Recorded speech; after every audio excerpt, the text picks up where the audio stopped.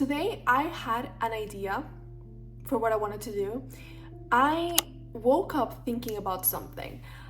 I was thinking about my paintings and my art lately, and how even though I am enjoying it, I feel like I'm not quite there yet where I feel satisfied with my work, not only with the artwork itself, but also just the way that I share it.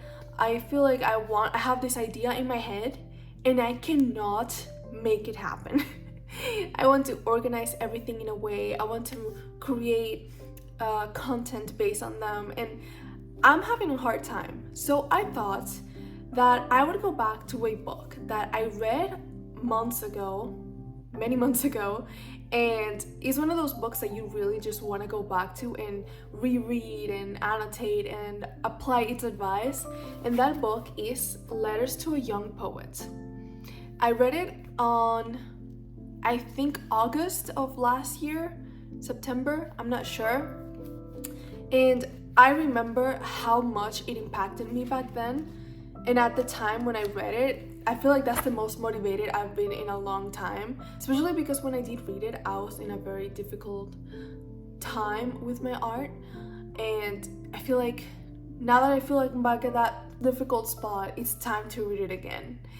I will be also annotating it. I'll bring you with me.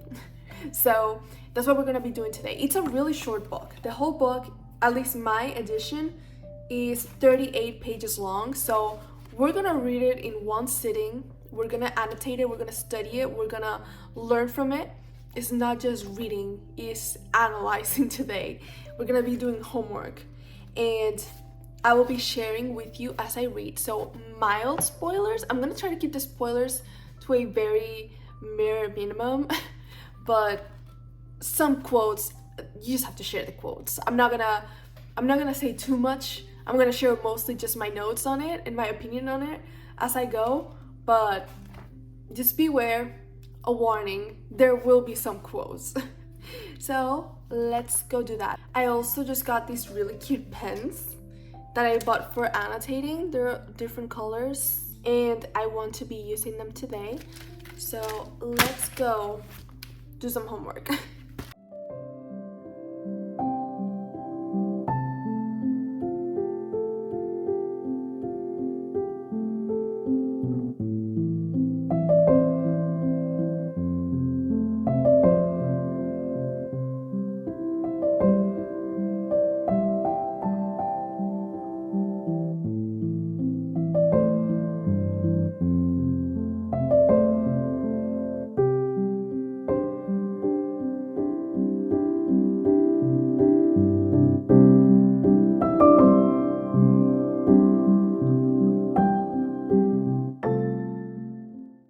I just finished reading the first letter, and for this one, his advice is specifically about asking other people for critique on your work, and in a more specific way, asking other people if your art is good. First, I want to quote one of the things he says: "Nothing can touch a work of art so little as words of criticism." And I had some notes from the first time that I read this part, saying how that is actually one of the hardest truths for artists to accept, and that I think the only moment one can truly feel this way is after changing the mindset of making art for others to relate to into making art for you to express what's inside. Not take in from external sources, but to give out from the inside. And that's pretty much kind of what he is explaining in his letter. You're trying to direct your thoughts from inside to outside, and that the only place you can really go for that advice, asking if your art is good, is to yourself. He even advises to withdraw into yourself. He also talks about the sources of inspiration and how, because there's already a lot of good art being made of common topics, he advises to stay away from those common topics. He specifically mentions love poems. He's like, stay away from love poems and write things that come from within you. Talk about your sadness, your experience in life, and there's an infinite source of inspiration when you look within yourself. He even specifically mentions your childhood as a source of inspiration, which I really, when I read that, I was like, oh, because at the time, that's when I was working on my painting, where I am going back and kind of writing about my childhood, my experience growing up, and I thought that was that was really nice that I read that at that perfect timing.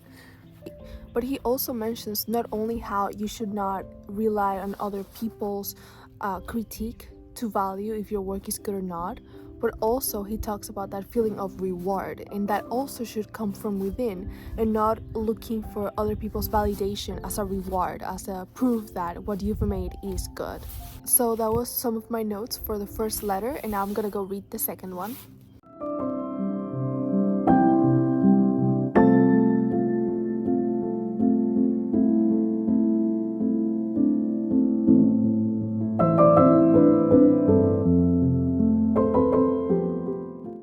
I had to come back inside because I was sitting right under a beehive and they were stressing me out, so I came back inside.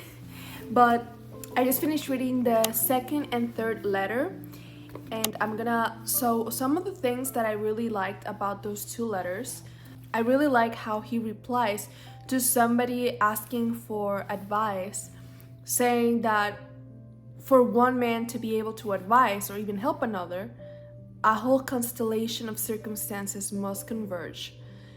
And basically he goes on how he can just give advice without really knowing the person, because your artwork is so personal that it's not limited only to what's written on paper, but also to who you are as a person.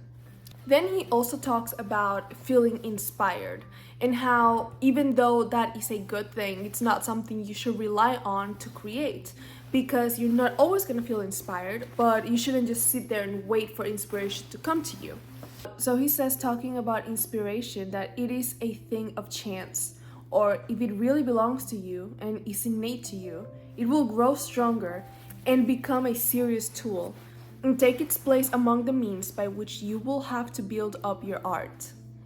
And I think that there isn't really a bigger threat to artists than inspiration, because it's almost like it becomes an addiction. And I have a note about that.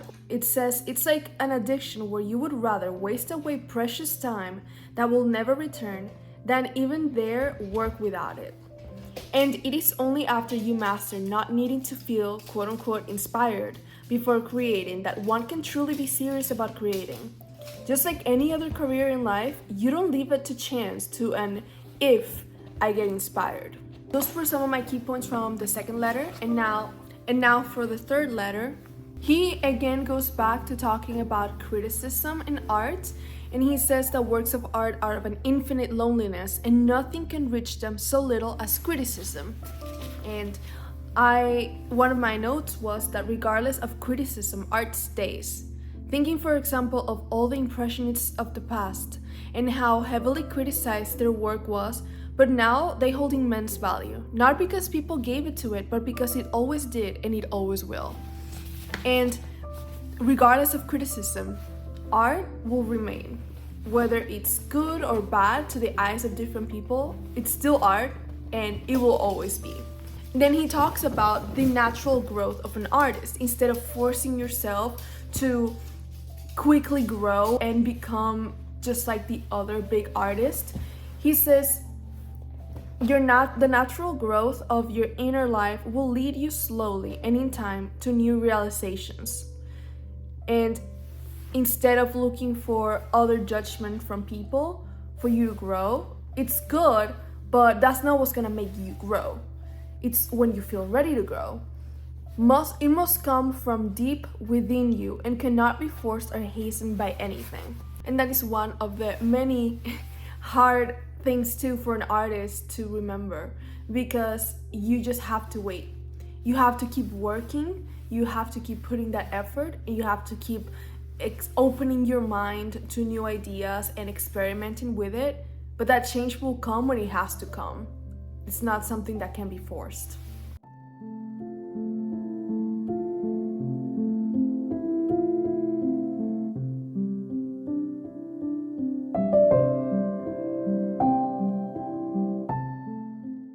I'm back again after reading letters 4, 5, and 6.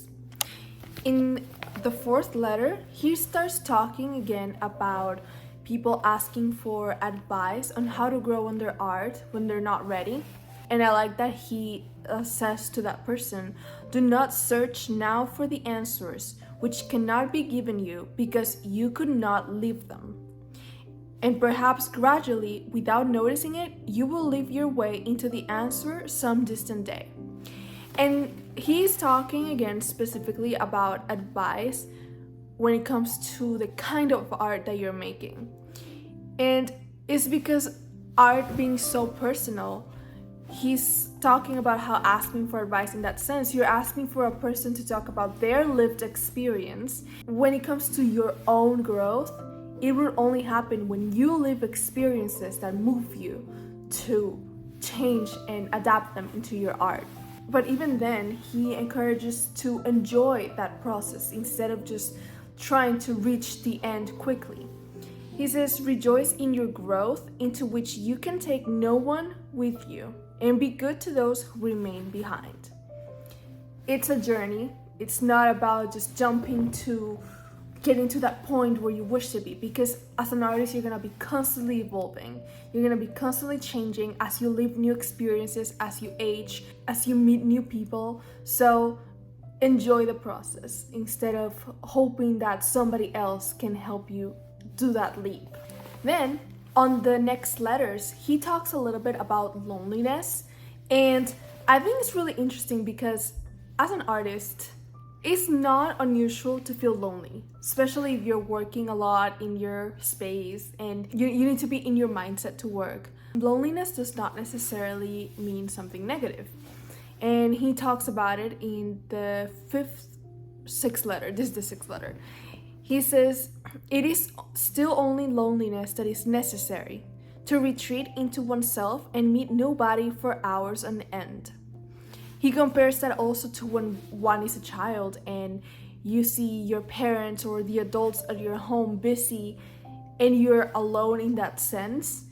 But then you grow up and you realize that the things that adults are busy with are so mundane and so disconnected with real life, what it means really to live, that he says at the end, it's good to go back to that loneliness that you experienced as a child, where you saw that adult world, that strange way of living that is so disconnected from real living, as something that you do not understand. You want to have that mentality and in that sense be alone. And just to pay attention to your inner self, because that is too worthy of love and worthy of attention. Your thoughts inside of you, you should be alone with them too. You should be alone with them so you can really get to understand them and then eventually let them out.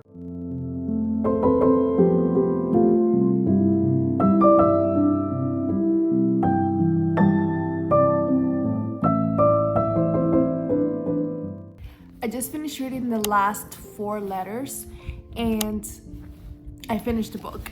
It's that short. I think the last letters and the very first ones were my favorites.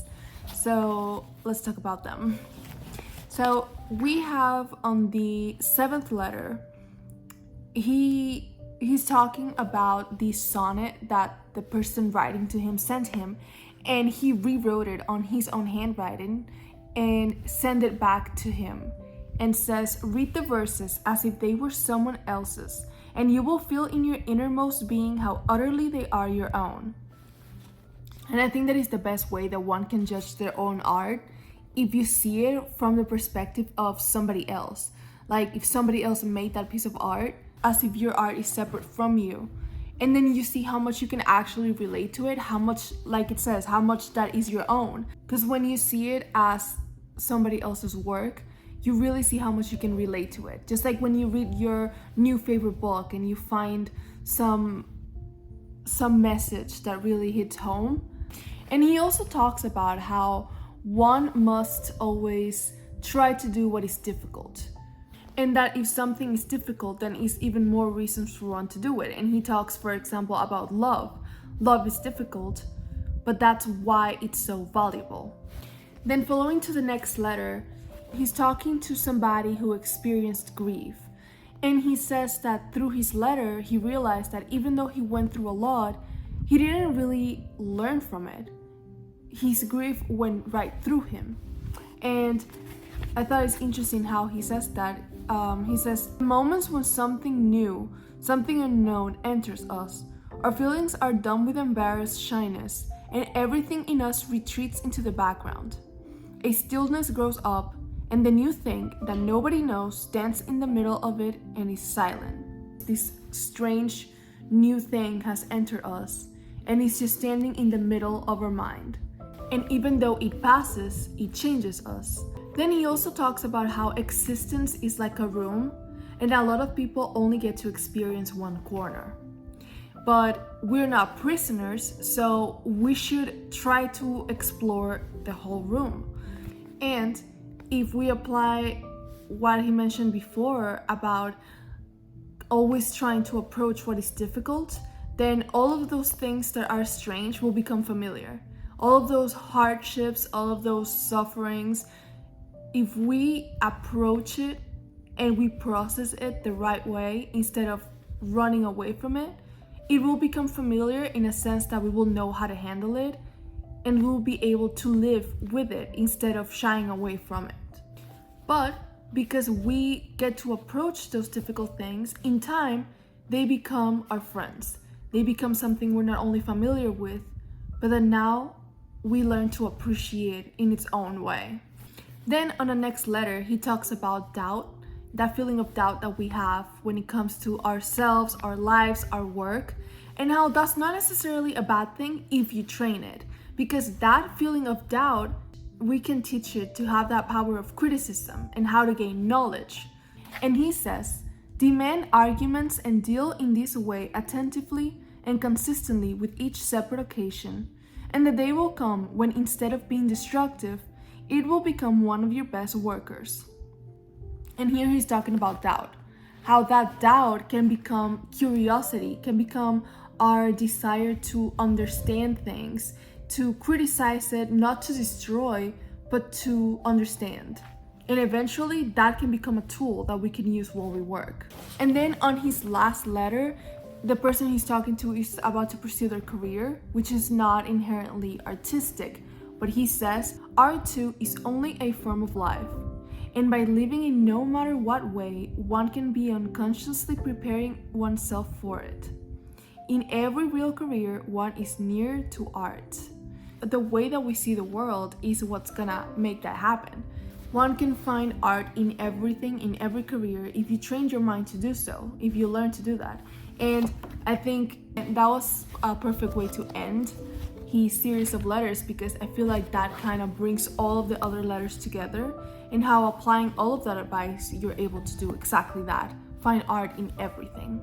So that was Letters to a Young Poet. I feel like, again, you should just read it and see what advice you find for yourself, because obviously, even though I highlighted the ones that I found the most, the ones that I found affected me the most, I didn't mention all of it there's so much to read in these few letters. It's amazing. I took, again, a couple extra hours reading this because I was just underlining and annotating. I can really feel a difference now that I read it compared to before when I was feeling kind of down this morning, and I just feel inspired. Again, not that you should only go by inspiration, but you do want to take advantage of it. So I am gonna try to apply some of these advice, and I am gonna go get working on some of the paintings that I have to do, and probably I'll be showing it around this week, maybe next week. But I hope you enjoyed it, and I hope you can get to read it too, because it's amazing. Also, I should say it's a 5 out of 5, and it's something that you're gonna go back to again and again, so recommend it. But yeah, hope you enjoyed, and see you.